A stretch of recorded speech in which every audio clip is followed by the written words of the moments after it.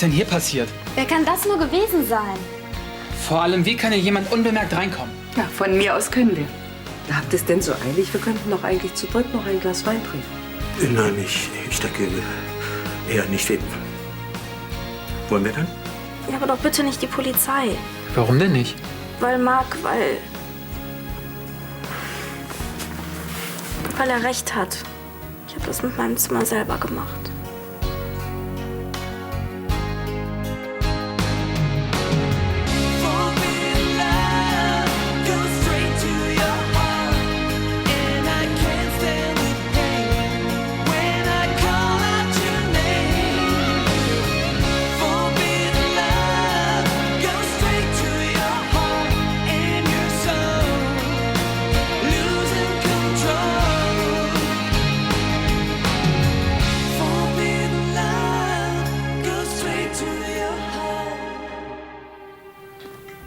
Sag mal, spinnst du? Hast mich die ganze Zeit angelogen. Ich wollte doch nur, dass wir so schnell wie möglich zusammenziehen. Ja, und wie ich mich dabei fühle, war dir egal. Es tut mir doch leid. Leid? Ich bin fast ausgeflippt vor Angst. Bei wen interessiert das schon, wenn die Prinzessin eine neue Wohnung will? Ich weiß doch jetzt selber, dass das blöd war. Blöd? Du kapierst anscheinend gar nicht, worum es hier geht. Wir beide haben uns fest versprochen, dass mit dem Lügen Schluss ist. Aber anscheinend muss immer erst etwas passieren, damit du es begreifst. Heino. Können wir? Ja, gerne. Na gut, dann lasst euch nicht aufhalten. Ach, jetzt habe ich doch beinahe mein Portemonnaie vergessen. Einen Moment. Das brauchen Sie nicht. Sie sind heute eingeladen. Nein, das kommt überhaupt nicht in Frage. Einen Moment bitte. Aber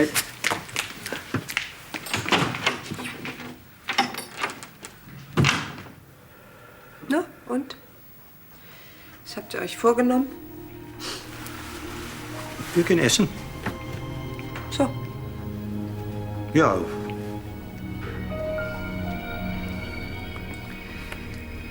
Ja, dann wünsche ich euch guten Appetit. Danke. So. Jetzt können wir. Ach so, dann. Tschüss. Tschüss. Wiedersehen.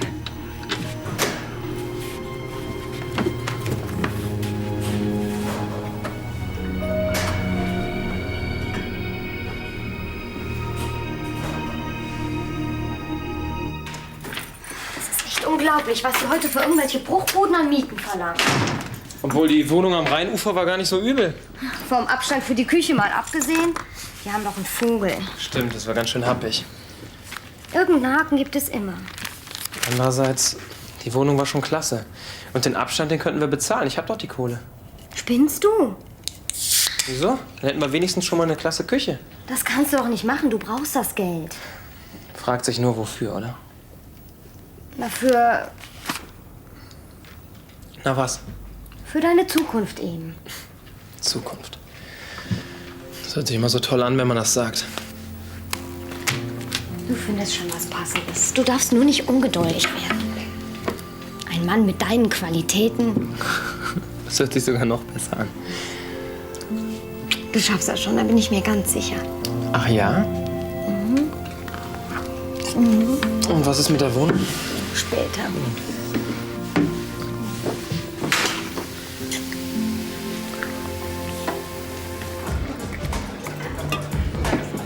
Endlich mal jemand zum Quatschen. Ich erzähle mir schon den ganzen Abend selbst Witze. Mach mir einfach ein Alt, okay?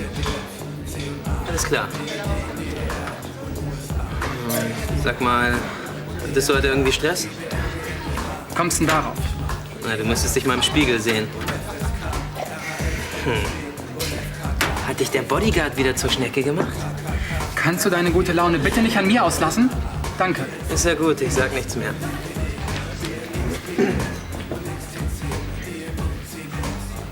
Es ist wegen Kathi. Weißt du, was sie gemacht hat?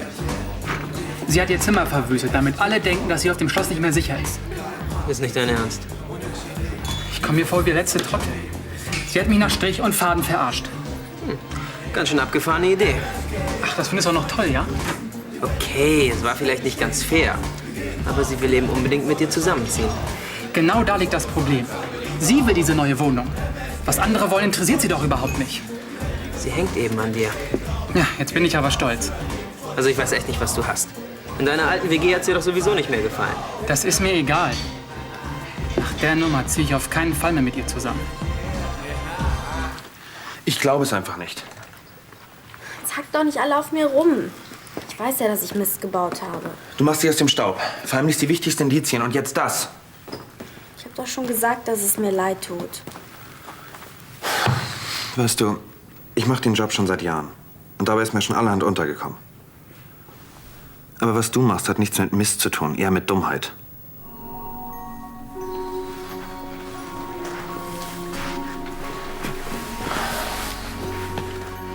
Du machst mir nicht nur den Job schwerer, du gefährdest vor allem dich selbst.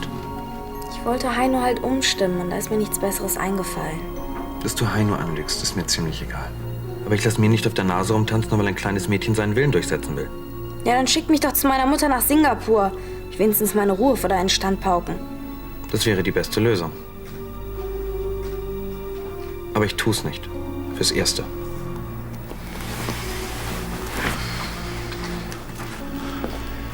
Ich habe den Auftrag, dich zu beschützen. Und das werde ich auch tun. Ob du es nun willst oder nicht. Aber wenn du dich weiter querstellst, statt mit mir zusammenzuarbeiten, garantiere ich für nichts mehr.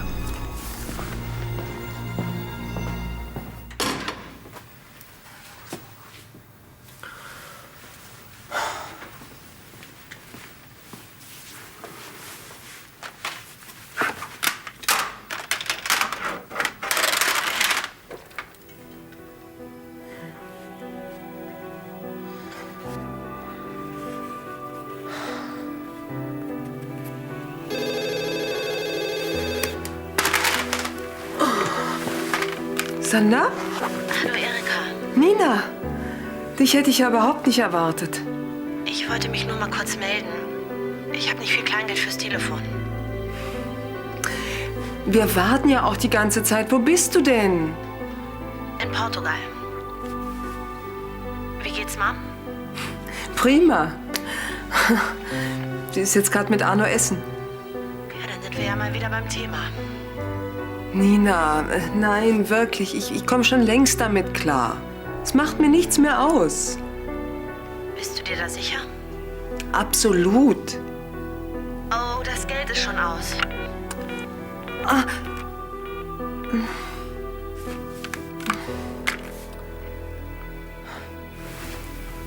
Elisabeth.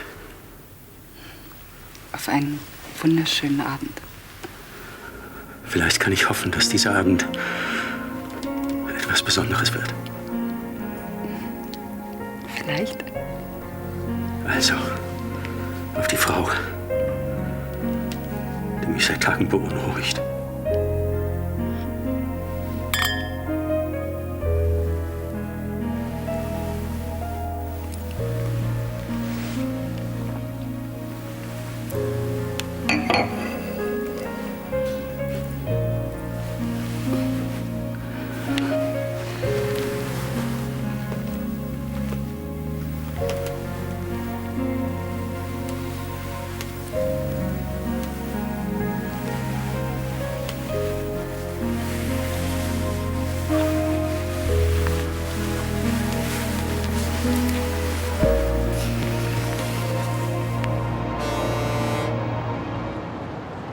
Ich wusste gar nicht, dass ihr ausziehen wollt.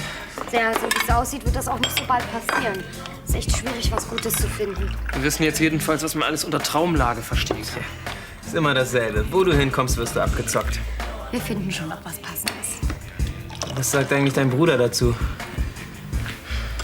Was fragst du mich? Nick weiß noch gar nichts davon. Wir wissen ja nicht, wo er sich rumtreibt. Das interessiert ihn wahrscheinlich sowieso nicht. Das glaube ich ja jetzt wohl nicht. Ja, ist doch wahr. Er sitzt irgendwo im Schneidersitz und meditiert. Da sind wir völlig egal. Warum wollt ihr eigentlich ausziehen? Ja, verstehe ich auch nicht so ganz. Die Wohnung ist doch perfekt. Ja, sicher. So direkt freiwillig wollen wir hier auch nicht raus. Es wird einfach zu teuer. Na hör mal, du hast ja wohl Kohle genug. Ja, aber das Geld vom Laden will ich dafür nicht anrühren. Ja, dann gründet doch eine Dreier-WG. Bis Nick zurückkommt. Ja, ich weiß nicht. Also, ehrlich gesagt, über die Möglichkeit haben wir noch gar nicht nachgedacht.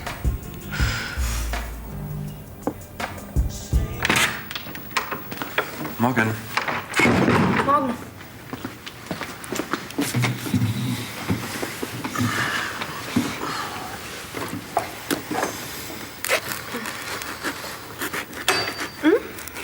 Danke. Marc, Ja. ich wollte nur sagen, ich hätte es verstanden, wenn ich nach Singapur gemusst hätte. Schön. Heino redet bestimmt kein Wort mehr mit mir. Gut möglich.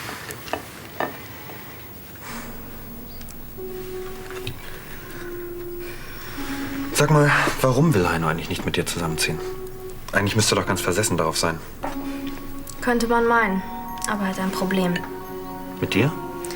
Das vielleicht auch, aber hauptsächlich mit der Miete. Er will sich nicht von mir aushalten lassen. Zahlt er denn da, wo er im Moment wohnt, keine Miete? Doch, aber er wohnt mit irre viel Leuten in einer WG. Dafür reicht's gerade noch. Mit anderen Worten, er hat seinen Stolz. Das kann man wohl sagen. Er will partout für sich selber sorgen. Ist doch eigentlich ein schöner Zug. Ja, aber manchmal nervt's auch. Du kannst dir gar nicht vorstellen, wie oft wir uns deswegen schon gestritten haben. Und damit er sich nicht weiter sperrt, hast du dir einfach gedacht, zerlege ich doch mal mein Zimmer. In dem Moment habe ich halt gehofft, dass er dann doch mit mir zusammenzieht. Aus Angst um mich. Da habe ich mir was aufgehalst. Wenn du mich doch noch zu meiner Mutter schicken willst. Nee, es bleibt dabei. Du kannst hier bleiben. Und du erzählst Henning auch nichts davon? Nein. Aber noch so eine Aktion und du kannst deine Koffer packen. Ja, schon klar. Uli, nun komm schon. Was spricht denn gegen einen Mitbewohner? Wir wissen überhaupt nicht, worauf wir uns da einlassen. Naja, ob jemand zu euch passt, das könnt ihr auch vorher sehen. Genau. Du stellst einfach ein paar Fangfragen wie, was hältst du vom deutschen Schlager? Außerdem, wir müssen ja nicht gleich einen 2-Jahres-Vertrag machen. Und dann hättest du auch genug Zeit, dir zu überlegen, was du jetzt machen willst. Ich merke schon, es hat keinen Sinn. Also gut, meinetwegen. Wusste ich's doch. Aber keine Frau, klar? Kein Problem. Ein Mann ist mir auch viel lieber. Ja, das kann ich verstehen. Hey, was geht denn jetzt ab hier? Wieso? Du wolltest doch keine Frau. Wir sind einfach nur einer Meinung. Das hast du jetzt von deinen Macho-Sprüchen. So, dann mal an die Arbeit. Kennt jemand ein gutes Anzeigenblatt? Versuch's doch mal über so eine Wohnungsvermittlung. Gute Idee.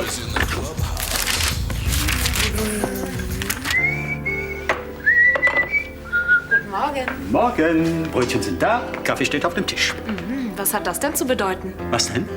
2 gebrauchte Tassen, 2 gebrauchte Teller? 2 gebraucht.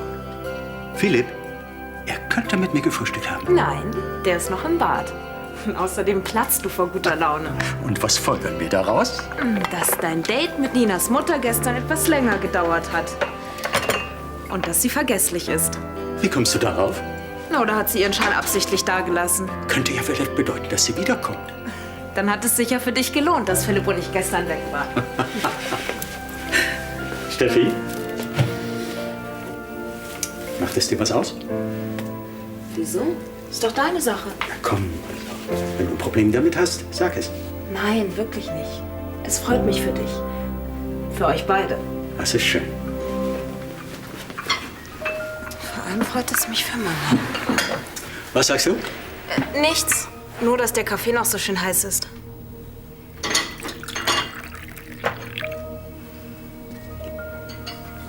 Morgen.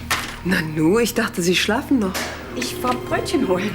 Da haben wir ja die gleiche Idee gehabt. Ja, offensichtlich. Und uns beim Bäcker nur knapp verpasst. Wie das manchmal so ist, ne?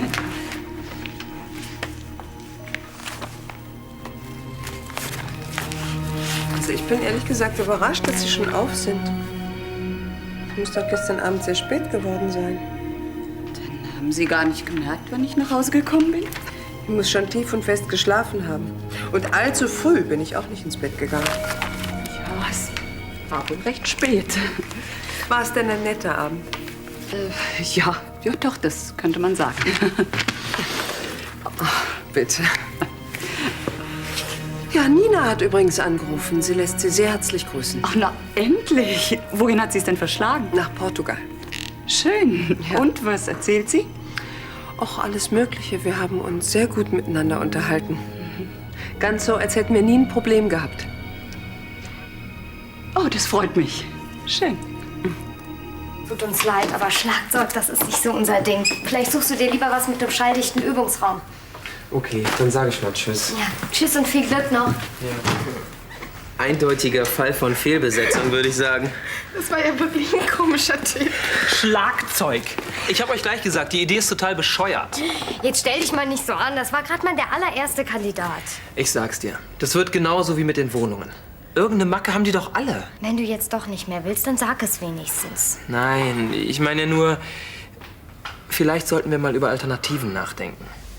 Wenn dir was Besseres einfällt. Tja, bevor ich jetzt noch mehr gute Ratschläge gebe, gehen wir lieber. Ja, hast recht. Zu viert schrecken wir eh nur die Bewerber ab. Eben. Vielen Dank nochmal fürs Frühstück. Also dann, viel Glück und wenig Spinner. Tschüss. Hallo, du willst sicher zu uns. Ja, wahrscheinlich. Ich komme wegen des Zimmers. Ist es noch frei? Ja klar, komm rein. Danke. Entschuldige bitte die Frage, spielst du zufällig Schlagzeug oder sowas? Nee, ich mag keinen Krach. Oh Gott, ihr seid eine Musiker-WG. Nee, eigentlich weniger. Hi. Ich habe vorhin mit Marc gesprochen. Schön für ihn. Er verrät nichts. Ist doch super. Und weiter? Na, das heißt doch, dass ich nicht nach Singapur muss. Klasse. War's das? Heino, ich weiß ja, wie du dich fühlen musst. Aber du musst mir bitte glauben, dass mir das Ganze unendlich leid tut. Bitte. Weißt du, wenn du mir nicht auf der Tasche liegen willst, dann ist es doch gar kein Problem. Wir suchen uns eine andere Wohnung, muss ja nicht die von Uli und Milli sein. Ja klar, vergessen wir alles. Oder wischen wir es weg. Du glaubst immer, du musst dich einfach nur entschuldigen und alles wäre in Ordnung. Aber so einfach ist das diesmal nicht. Ernährungswissenschaften und Biologie. Interessant. Mhm. Aber bei mir zu Hause ist die Uni in dem Bereich einfach nicht so gut. Deswegen bin ich hier hingewechselt. Ah, verstehe. Interessanter Tee. Schmeckt er dir nicht? Doch, doch. Ist das ein Assam? Kann sein. Hast du dir schon viele Zimmer angeguckt? Ja, aber irgendeine Macke hatten die alle. Das kommt mir irgendwie bekannt vor. Aber hier scheint das ja anders zu sein. Sag das nicht, bevor du nicht alles gesehen hast.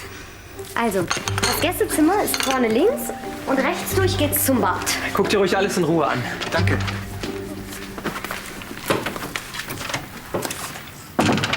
Und, was sagst du? Ist doch nett, oder? Scheint ganz okay zu sein. Ja, finde ich auch. Wollen wir den nehmen? Also gut, versuchen wir es mit ihm. Dann ist ja alles klar. Machst du das mit dem Vertrag? Ich bin noch mal weg. Wie? Wo willst du denn hin? Ich bin mit meiner Mutter in No Limits verabredet. Bis nachher. Tschüss. Also da kann man wirklich nicht meckern. Das Zimmer finde ich wirklich klasse und das Bad gefällt mir auch. An der Wohnung gibt es wirklich nichts auszusetzen. Und ihr scheint mir ja auch ganz in Ordnung zu sein. Wo ist denn deine Freundin hin? Die muss noch kurz was erledigen. Also von uns aus kannst du das Zimmer haben, wenn du willst. Klar will ich. Dann herzlich willkommen. Ich suche schon mal den Vertragsvordruck. Ich räume das Zimmer dann so schnell wie möglich leer. Dann kannst du schon in ein paar Tagen...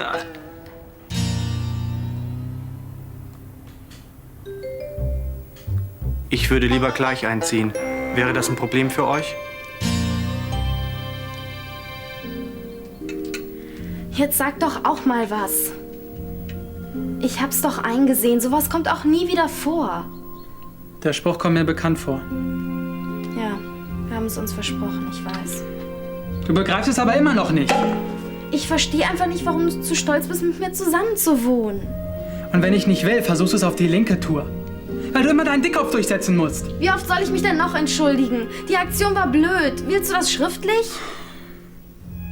Um die Entschuldigung geht es doch gar nicht. Worum denn dann? Um Offenheit. Wie sollen wir zwei zusammen in einer Wohnung leben, wenn du nicht ehrlich zu mir bist? Ich habe das doch nur getan, weil ich so gerne mit dir zusammenleben will. Das ist jetzt vorbei. Und das ist ganz allein deine Schuld. Brauchst du immer noch Hilfe, wenn es irgendwas zu organisieren gibt? Nicht nötig. Mittlerweile hat sich alles gut eingespielt. Der Laden läuft wie von selbst, zumindest bis Nina wiederkommt. Meinst du, sie will den Laden jetzt doch übernehmen? Kann ich mir gut vorstellen. Wieso? Wir haben gestern Abend miteinander telefoniert. Richtig nett und entspannt. Klasse. Ja. Von Streit war gar nichts mehr zu spüren. Wir haben uns ganz ungezwungen miteinander unterhalten. Das heißt, ihr habt einfach überhaupt nicht darüber gesprochen? Worüber? Ah, du weißt schon, was ich meine. Über Arno und Ninas Mutter. Natürlich haben wir darüber gesprochen. Das mit Arno und Elisabeth ist mir völlig gleichgültig. Ich finde es inzwischen sogar gut. Was findest du daran gut? Ja, dass Arno auch jemand Neuen hat. Ich weiß auch nicht mehr, warum ich so eifersüchtig war. Komm, jetzt übertreib mal nicht. Nee, wirklich. Im Nachhinein komme ich mir ziemlich kindisch vor. Meine Gefühle gehören nur Nina. Hast du ihr erzählt, dass du das alles für dich geregelt hast? Und hat sie sich gefreut? Ich glaube schon. Von mir aus könnte sie sofort zurückkommen. Finde ich wirklich total klasse von euch. Keine Ursache. Also ich käme mir komisch vor, wenn da plötzlich jemand mit 2 Koffern vor der Tür stünde. Was du nicht sagst. Kein Thema.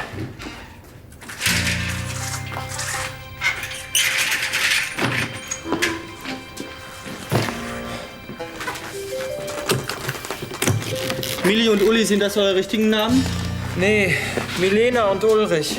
Aber ihr kennt euch schon länger. Ja. Das erste Mal mit einem fremden Mitbewohner? Ja. Und am Anfang hatte ich auch kein gutes Gefühl dabei. Verstehe. Obwohl, jetzt finde ich es ganz prima. Ich meine, ist doch total praktisch.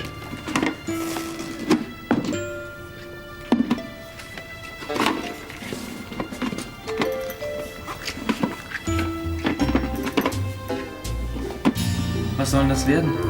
Recycling. Ich habe hier nur einen Mülleimer gesehen, aber zum Glück habe ich ja vorgesorgt. Aber unten haben wir auch nur eine Mülltonne. Ja, und das ist ein Skandal. Aber trotzdem sollten wir mit gutem Beispiel vorangehen. Schon. Aber wenn wir unten alles wieder zusammenschmeißen... Das wird sich bald ändern. Wir können ja unten auch getrennte Tonnen aufstellen. Wie ist dieser Gernot denn so? Schien ganz nett zu sein. Aber wollten Kathi und Heino eure Wohnung nicht übernehmen? Ja, das hat sich leider zerschlagen. Aber dann hat uns Gabriela zum Glück auf die Idee mit dem Mitbewohner gebracht. Das noch. Meinst du, das kriegt ihr hin? Ist gar nicht so einfach, mit einem Fremden zusammenzuwohnen. Es geht leider nun mal nicht anders. Aber das kriegen wir schon in den Griff. Hi. Hallo. Wie geht's denn so? Gut. Und dir? Ach ja? Das wundert mich jetzt aber. Wovon redest du? Naja, du und Ninas Mutter, ihr versteht euch doch so gut. Ihr erzählt euch doch bestimmt auch alles. Und?